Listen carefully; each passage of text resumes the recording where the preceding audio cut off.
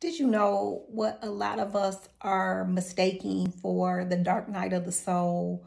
Um, when we find ourselves going through suffering or struggling or, circumstances and situations that cause for a lot of pain.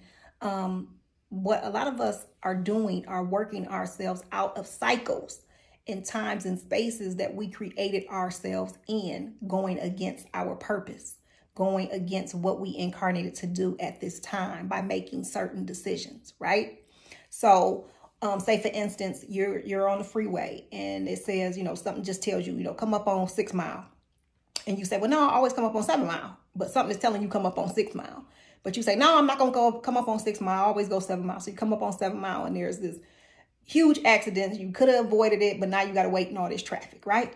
So what your higher self is telling you is certain lessons are not necessary. You know what I'm saying? Certain things you don't even have to go through. But when we go against our higher self or listening to that voice, or that gut feeling, or that instinct, or that intuition, we create ourselves in time and spaces that we don't belong. And so we're at the mercy of how long those cycles run. So do you know there was people that you were never supposed to date, jobs you were never supposed to work, friends you were never supposed to have. When we're at that point in our lives where we can make decisions and our free will is, it will never be overwritten. That's why, we're so powerful. We're very, very powerful beings.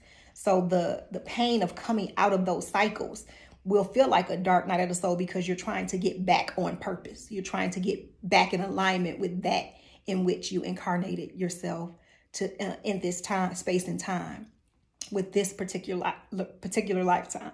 So yes, a dark night of the soul isn't always something that when we just found ourselves in this situation, it's like, no, you created yourself there. You made decisions. You said, okay, I want this, even though everything was saying no. You know what I'm saying?